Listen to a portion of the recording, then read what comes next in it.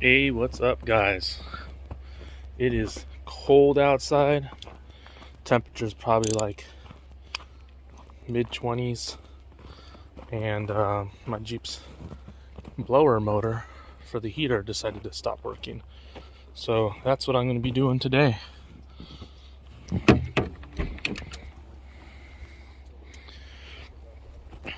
Alright, so I got the resistor.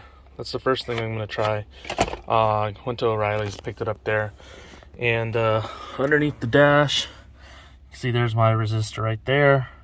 There should be a cover here, but I don't have one.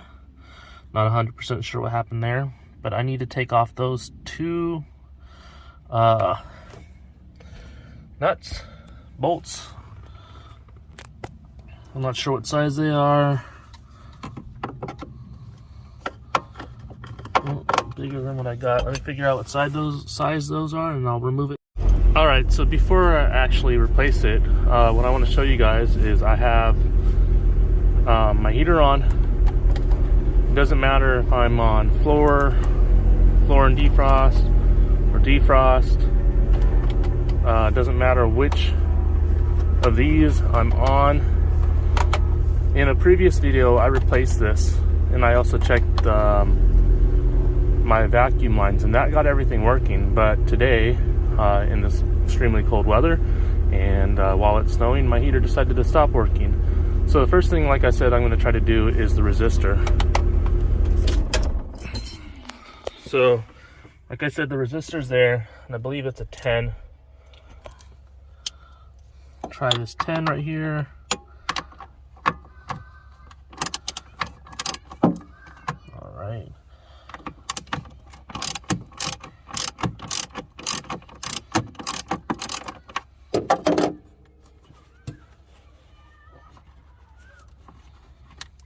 Let's get those a little more loose.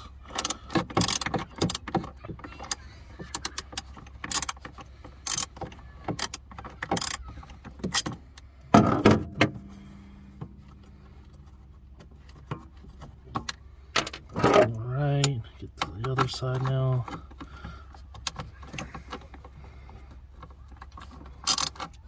The other side feels really loose. And there we go.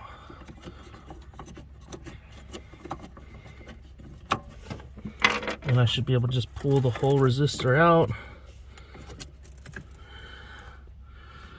And then there's this red clip right here. Let's see. This red clip needs to be pulled. And then once the red clip's pulled, then I should be able to take the whole thing off. Let's see.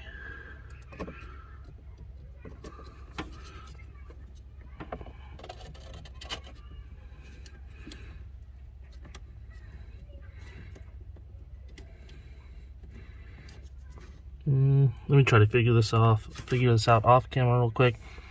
But I basically need to take that red clip off and the whole thing off. Alright, so I got the resistor off. So what I had to do is push in on the red clip a little, and I was able to pull it up.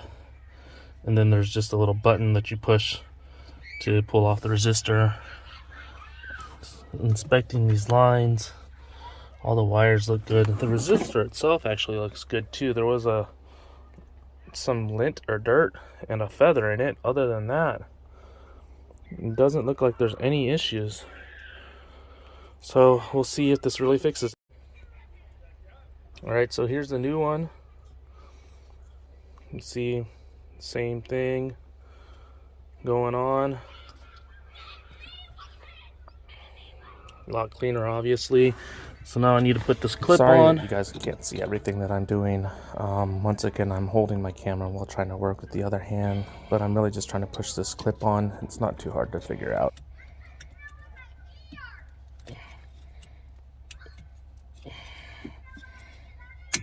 Alright, you heard that click sound.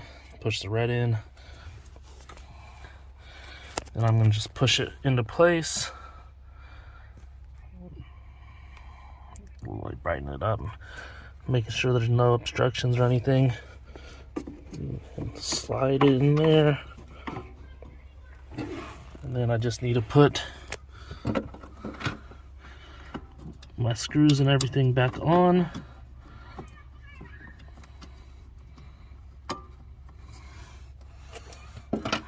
Get this one on.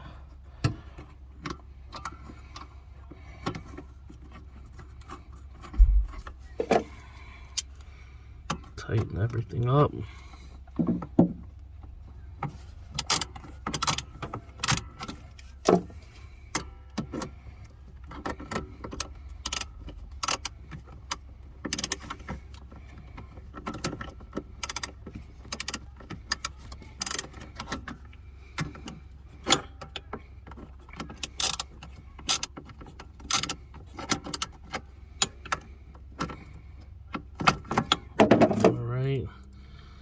Next thing we're gonna do is start up the car. Give me one second. All right, so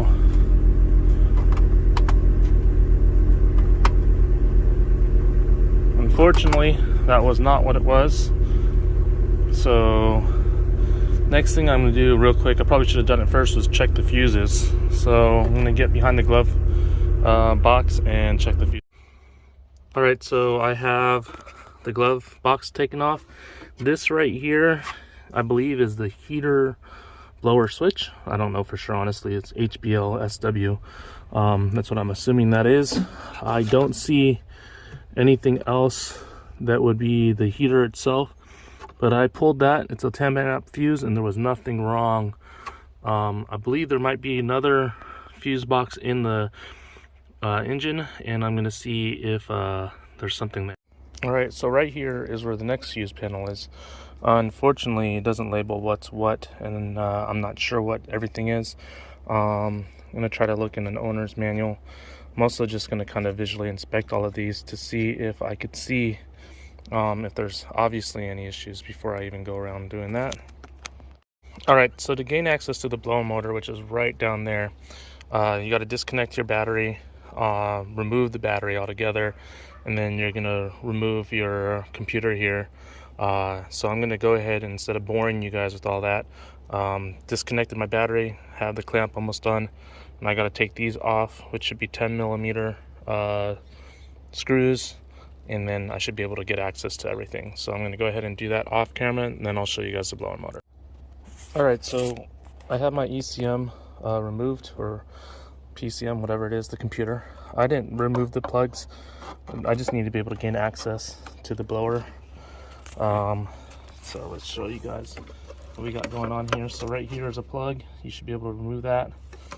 And then there's 1, 2, and I believe a third one up there. And then the whole blower should come out. So I'm going to go ahead and remove those. I believe they're 10. If they're not, I'll let you guys know. I removed the 3 screws. There's the blower motor itself. There is a spot where it plugs in right here, which is this right here, and it just pushes on. So now I should be able to just remove this whole blower motor assembly out, and then we got to go compare it to my new one. All right, so I got this Murray brand motor from O'Reilly's. Here's the old one, here's the new one. As you can see, everything looks like it's similar. One thing that's different is when we look at the back side of this motor, you can see this shroud right here is a little different than the shroud that's on here. But now all I need to do is put this back in.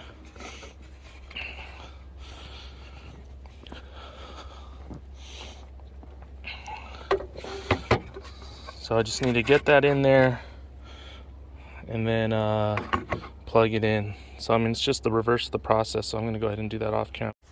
Okay, so something's a little bit off.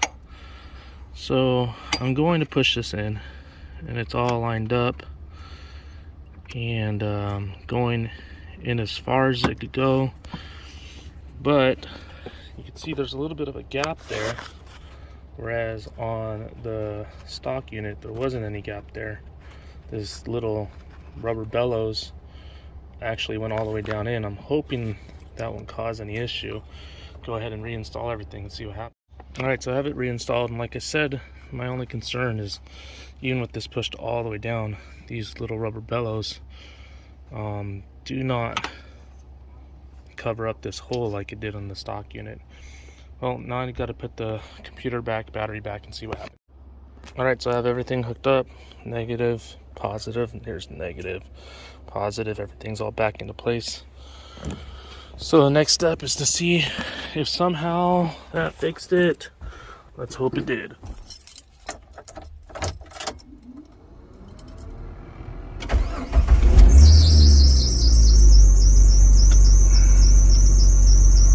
Alright.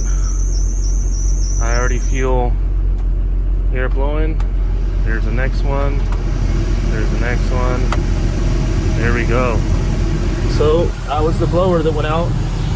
I'm going to keep this resistor as an extra spare, since there was really nothing, I'm assuming there was nothing wrong with it, since putting the new one in didn't fix it. But now I have heat again.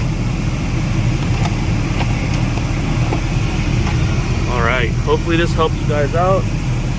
Hope you enjoyed replacing the resistor and the blower motor on a 1999 Jeep GJ. Alright guys, thanks for watching. That was quick and easy. Now I don't have to worry about any heat. Check out this, we got about 4 or 5 inches 3 or 4 days ago, and then another 4 or 5 inches before that. Something I wanted to show you guys is this crazy icicle on my neighbor's house. Look at that thing. That thing's probably 4 or 5 feet long. That's death if someone's right underneath it. Alright guys, stay tuned. Thank you. Like and subscribe.